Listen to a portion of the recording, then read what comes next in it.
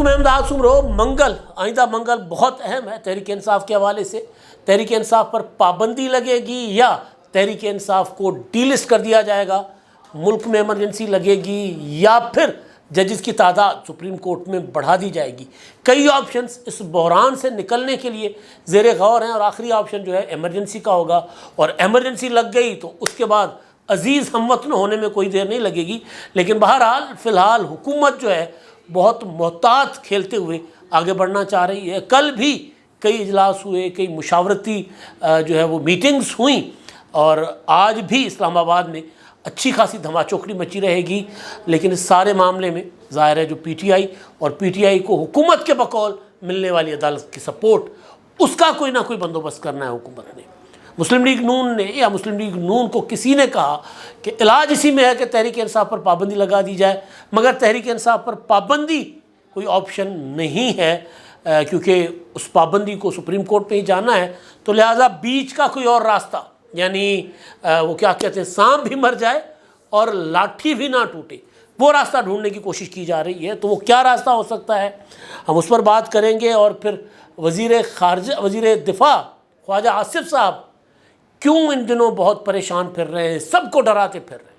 ان کا بیان جو ہے وہ نواز شریف صاحب کے لیے پریشانی کا باعث, وزیر اعظم شہباز شریف صاحب کے لیے پریشانی کا باعث, اور مذاق میں کی جانے والی بات کہ نواز شریف صاحب پھر پوچھیں گے کہ مجھے کیوں بلایا.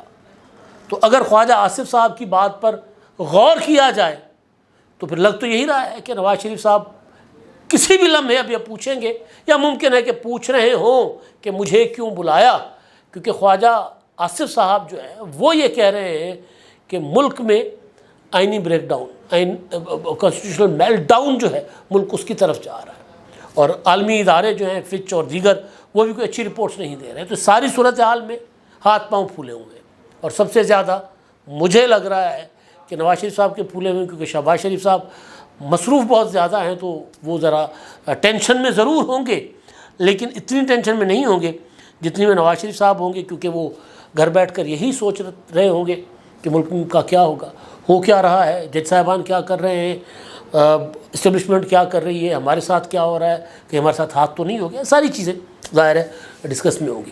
لیکن سارے معاملے کے دوران ایک اور چیز ابھر کر سامنے آئی ہے, اور وہ ہے ایک دھماکہ ہوا تھا, آپ کو یاد ہے, حملہ ہوا تھا بلکہ شموزئی ڈیرہ اسماعیل خان کے پاس ہیلتھ سینٹر کے اوپر, جس میں 2 لیڈی ہیلتھ ورکرز شہید کر دی گئی تھیں, اور 2 بچے جو ان کے ساتھ وہاں اسپتال میں تھے ان کو شہید کر دیا گیا تھا.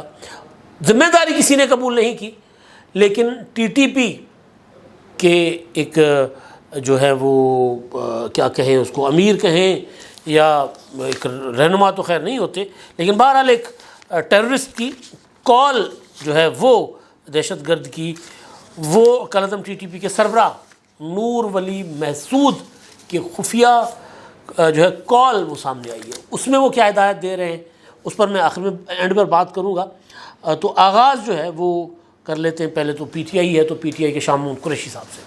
شاہ محمود قریشی صاحب کو فائنلی عدالت نے وہاں سے اڈیالہ سے کوٹ لکھپت جیل لاہور منتقل کرنے کی اجازت دے دی ہے. اینٹی ٹیررزم کورٹ, مقدمہ ہے 9 مئی کا, اور پولیس کی درخواست تھی کہ جی یہ روزانہ ہم اسلام آباد جائیں اور پنڈی جائیں اور ان کو لے کر آئیں, تو تفتیش کرنی ہے, ان کو روزانہ پیش کرنا ہے, عدالت میں معاملہ چل رہا ہے, تو لہذا مہربانی کریں ان کو آرڈر کریں کہ ان کو لاہور شفٹ کیا جائے, کوٹ لکھپت شفٹ کیا جائے. تو آرڈر ہو گیا, کوٹ لکھپت ان کو شفٹ کیا جائے گا, کیونکہ اب 9 مئی کے معاملات جو ہے وہ بھی تیزی کے ساتھ آگے بڑھیں گے, اور 9 مئی کی سزائیں اینٹی ٹیررزم کوڈ سے آپ کو ہوتی ہوئی دکھائی دیں گی. کیونکہ اب وہ جتنی میرا خیال ہے کوئی ڈھیل تھی یا جو خامیاں تھیں پروسیکیوشن کی, غفلت تھی, جو بھی کہیں, وہ اب ان کو نا اپنا ادھر ادھر کر کے معاملہ تیز کر دینا ہے, اور یہ فیصلہ ہو چکا ہوا ہے. تو لہذا اسی کی ایک کڑی ہے عمران خان صاحب کی ضمانت کا منسوخ ہونا, اور عمران خان صاحب کو 9 مئی کے واقعے میں 10 دن کے لیے اپنا پولیس کی تحویل میں دینا. بیٹھے جیل میں ہوئے لیکن جسمانی ریمانڈ پر پولیس کو دے دینا, یہ بذات خود بہت بڑی ڈیولپمنٹس ہے. تو میں گزارش یہ کر رہا تھا کہ اب ایک مقدمہ جو ایمرجنسی اپنا پی ٹی آئی سے متعلق ہے, انٹرا پارٹی الیکشن کا. پی ٹی آئی کا Akbar S Babar P T I کی جان نہیں چھوڑ رہے اور intra party election Tehreek Insaf کے لیے گلے کا توق بن گئے. شاید اتنا بڑا مسئلہ ان کے لیے نوم ہی نہ ہو, شاید اتنا بڑا مسئلہ ان کے لیے سائفر نہیں تھا, شاید اتنا بڑا مسئلہ فارن فنڈنگ کیس نہ ہو, کیونکہ فارن فنڈنگ کیس کو ممنوعہ فنڈنگ میں تبدیل کر لیا گیا تھا, تو وہ بھی پی ٹی آئی کے لیے ایک بڑا ایشو نہیں ہو شاید. لیکن جو انٹرا پارٹی الیکشن ہے وہ اس کا فیصلہ اگر پی ٹی آئی کے اگینسٹ آ گیا تو جو recently supreme court of Pakistan کے 8 جج صاحبان نے تحریک انصاف کو حقدار اور دعوے دار نہ ہونے کے باوجود, لیگلی میں بات کر رہا ہوں, تمام نشستیں بھی دے دی اور کہہ دیا کہ پی ٹی آئی پارلیمنٹ کے اندر ایک پولیٹیکل پارٹی ہے, ظاہر سیاسی بنیادوں پر فیصلہ آیا, یعنی سیاسی حالات کو مد نظر رکھتے ہوئے فیصلہ دیا گیا, تو وہ فیصلہ بھی پھر ضائع ہو جائے گا, یعنی اس فیصلے کا اثر ختم ہو جائے گا. جو پی ٹی آئی کو اس فیصلے سے فائدہ ہو رہا ہے پھر وہ فائدہ پی ٹی آئی کو نہیں ہوگا. وجہ یہ ہے کہ انٹرا پارٹی الیکشن ایک تحریک انصاف نے دسمبر میں کروایا تھا اپنا انتخابات سے پہلے 2023 میں. وہ جو چمکنی میں چوری چھپے انتخابات نہیں کروا رہے تھے, جسے پتہ نہیں کیا کر رہے تھے, چوری چھپے انتخابات کروائے. اکبر ایس بابر پھر آ گئے, انہوں نے کہا کہ جی میں بھی ممبر تھا پارٹی کا, میں بھی انتخاب لڑنا چاہ رہا تھا, مجھے تو پتہ ہی نہیں الیکشن کمشنر کون ہے, کاغذات نامزدگی کہاں جمع ہونے ہیں, شیڈیول کیا ہے, مجھے پتہ ہی نہیں. وہ انٹرا پارٹی انتخابات الیکشن کمیشن نے اڑا دیا اور پھر اس کے نتیجے میں پی ٹی آئی الیکشن سے باہر ہو گئی. تو پھر ایک اور الیکشن کروایا گیا. پہلے تو الیکشن سے پہلے الیکشن کروانے کا فیصلہ کیا گیا تھا انٹرا پارٹی, لیکن بعد میں مئی میں انتخابات کروایا گیا انٹرا پارٹی, بلکہ مارچ میں انتخابات کروایا گیا. اچھا, ان انتخابات کا سرٹیفکیٹ جو الیکشن کمیشن میں جمع ہونا تھا, پھر الیکشن کمیشن کے 7 سوالات تھے, ابھی تک ان 7 سوالوں کے پی ٹی آئی نے جواب نہیں دیے. اب وہ والا کیس جو ہے انٹرا پارٹی الیکشن والا 23 جولائی کو صبح 10 بجے الیکشن کمیشن نے فکس کر دیا. اب اس میں بیرسٹر گوہر کو اور رؤف حسن صاحب کو نوٹس کر دیے گئے ہیں. اب اس میں الیکشن کمیشن نے سوال پوچھے ہوئے پی ٹی آئی سے, اگر سوالوں کے جواب نہ ملے اور اگر الیکشن کمیشن کو لگا کہ پی ٹی آئی فراڈ کر رہی ہے مسلسل, تو کوئی بعید نہیں ہے یا امکان ہے کہ پی ٹی آئی کو ڈی لسٹ کر دیا جائے. جب پی ٹی آئی کو ڈی لسٹ کر دیا جائے تو پھر شاید وہ جو پارٹی پر پابندی لگانے والا معاملہ, جس میں پیپلز پارٹی ابھی تک نہیں حامی بھر رہی, حکومت کا ساتھ دینے کو تیار نہیں ہے ابھی تک. کل کے اجلاس میں جو ایوان صدر میں ہوا تھا اس سے یہی خبریں آ رہی تھی کہ پیپلز پارٹی نے کہا کہ یہ اس کے علاوہ کوئی اور سوچو, یہ غلط قدم ہوگا.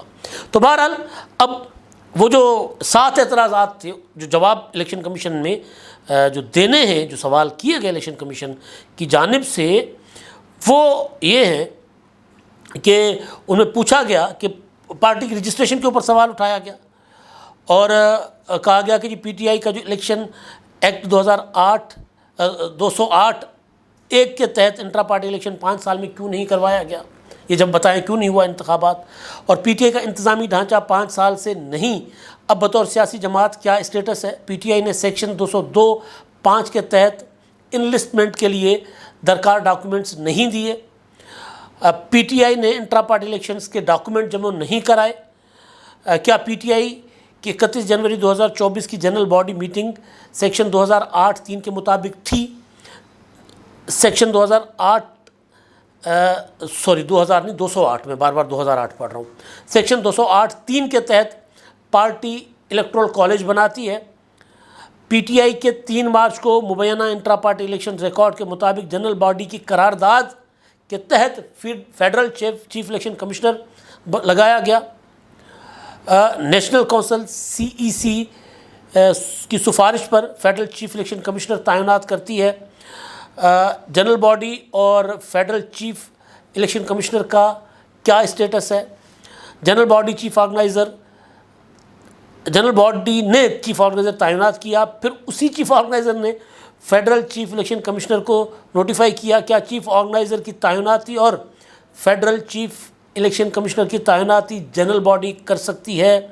یہ وہ سوالات ہیں جو پی ٹی آئی کو کہا گیا ہے کہ جی بتائیں, اور اس میں اب پی ٹی آئی کو یہ بھی پوچھا گیا ہے کہ جناب اب بتائیں نا کیوں, پھر اگر آپ کے پاس سوال نہیں ہے اور انلسٹمنٹ کا جو معاملہ ہے اس کو پھر once for all settle down کر دیا جائے گا, یا تو پی ٹی آئی کو کا الیکشن مان لیا جائے گا.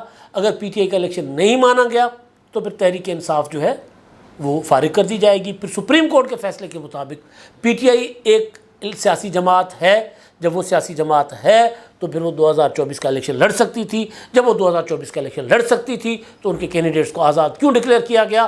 ان کے کینڈیڈیٹ کو آزاد ڈکلیئر کیا گیا، لہٰذا وہ جتنے جیت کر آئے وہ پی ٹی آئی کے ہیں، 39 تو کم از کم پی ٹی آئی کے 41 کا الیکشن کمیشن کو کہا گیا کہ فیصلہ کریں اور مخصوص نشستیں پھر اس بنیاد پر تحریک انصاف کو دے دیں، اور پھر یہ کہ جو سرٹیفکیٹ ہے وہ جمع کروائیں گے یا ٹکٹ جمع کروائیں گے، پارٹی کے حلف نامے جمع کروائیں گے۔ تو مسلسل ہمارے استاد سعید چودھری صاحب ایک سوال اٹھا رہے ہیں کہ جب پارٹی کا ڈھانچہ ہی نہیں ہے تو الیکشن کمیشن کے پاس جمع ہونے والے بیان حلفی یا سرٹیفکیٹس وہ کس کے ہیں؟ کیونکہ پی ٹی آئی کا تو ابھی انٹرا پارٹی الیکشن کوشچن میں ہے، سوال میں ہے۔ تو اگر منگل کو یہ فیصلہ مطلب سماعت ہوگی اور ایک آدھ سماعت کے بعد ممکن ہے کہ اس کا فیصلہ آ جائے، کیونکہ 27 تاریخ تک 27 جولائی تک سپریم کورٹ کے فیصلے کے مطابق الیکشن کمیشن نے سپریم کورٹ کے فیصلے کے اوپر عمل درآمد کرنا ہے۔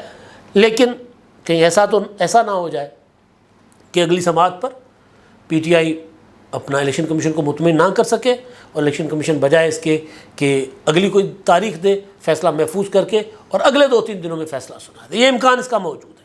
تو لہٰذا نہ ہوگا بانس نہ بجے گی بانسری، اور پھر معاملہ ہی ختم کر دیا جائے گا پی ٹی آئی کا۔ پولیٹیکلی ختم نہیں ہو سکتا، میں لیگلی بات کر رہا ہوں۔ پولیٹیکلی میں بار بار اس رائے کا ہوں کہ سیاسی طور پر ڈیل کریں، سیاسی طور پر ڈیل نہیں کریں گے پی ٹی آئی آپ پر بھاری پڑتی رہے گی۔ اچھا جی، یہ معاملہ ہو گیا۔ اچھا اب دوسرا ایمرجنسی والی بات۔ ایمرجنسی والی بات یوں ہے کہ مسلسل اسلام آباد میں یہ بات گردش کر رہی ہے کہ جناب یہ حکومت کے اندر مشاورت چل رہی ہے، حکومت مشورہ کر رہی ہے کہ ایمرجنسی لگائی جائے۔ اس سے پہلے جو خواجہ آصف صاحب بات کر رہے ہیں کہ جی یہ اکتوبر میں چیف جسٹس صاحب ریٹائر ہو جائیں گے، قاضی فائزہ صاحب، اور اس کے بعد پھر جو عدالت ہوگی، حکومت کو خدشہ ہے نا، خواجہ آصف کو خدشہ ہے، وہ عدالت تو عمران خان کو فیور دے گی۔ تو لہٰذا عمران خان صاحب کی جو درخواست ہے، پٹیشن ہے 8 فروری کے انتخابات کے خلاف، وہ پٹیشن سن کر یا تو پی ٹی آئی کو وہ جتنی سیٹیں وہ کلیم کر رہے ہیں ان کو دی جائیں گی، یا پھر کہا جائے گا کہ الیکشن ہی ختم۔ تو اس سے پہلے کہ وہاں سے وار ہو ہم وار کر دیتے ہیں۔ تو لہٰذا ایمرجنسی کا آپشن مسلسل زیر غور ہے، مسلسل اس پر غور کیا جا رہا ہے۔ ایک ایمرجنسی، اور دوسری چیز یہ کہ ججز کی تعداد، اب ایڈاک جج تو 2 انہوں نے کل جوڈیشل کمیشن نے منظوری دے دی نا، لیکن ایک چیز یہ بھی اب سامنے آ رہی ہے کہ سپریم کورٹ میں 17 جج کیوں ہوں؟ 4-5-6 جج ریگولر اور بنا دیتے۔ ایڈاک ججز کا ایشو ہے نا، تو تعداد بڑھا دیتے سپریم کورٹ کی، 17 سے 21 کر دیتے، 22 کر دیتے، 25 کر دیتے۔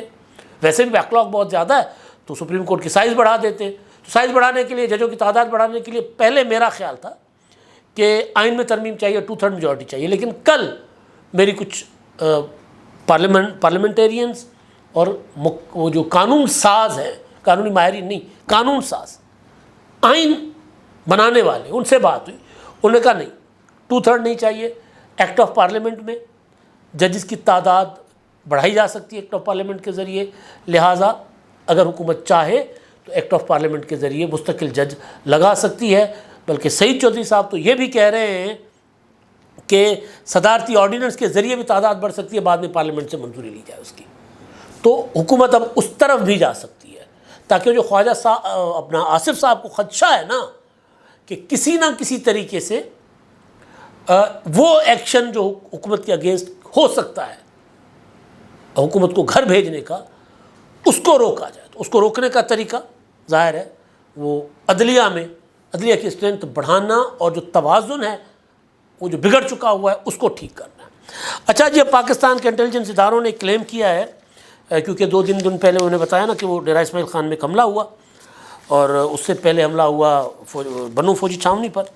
تو وہ یہ کلیم کر رہے ہیں کہ جی نور ولی محسود، ان کی خفیہ کال سامنے آئی ہے جس میں وہ کہہ رہے ہیں کہ جی پاکستان میں کس طرح حملے کرنے ہیں، دہشت گردی کارروائیاں کس طرح کرنی ہے، کیونکہ دہشت پھیلانی ہے تو اسکولوں پر حملے کریں، ہسپتالوں پر حملے کریں، پولیس والے جو ہیں یا جو فوجی ہیں ان کے گھروں کو تباہ کریں۔ اب یہ پیٹرن ہے، اور پھر حملے کرنے کے بعد آپ نے اس کو اون نہیں کرنا۔ کل جب یہ خبر سامنے آ رہی تھی تو خیبر پختونخوا کی اسمبلی میں ایک قرارداد منظور کی گئی اب آپریشن عزم استحکام کے متعلق، اور کہا گیا کہ حکومت اگر آپریشن کرنا چاہتی ہے تو سارے نقصان کی ذمہ دار وفاقی حکومت خود ہوگی. یعنی ایک چیز کو وہ متنازع بنانا چاہ رہے ہیں پی ٹی آئی والے.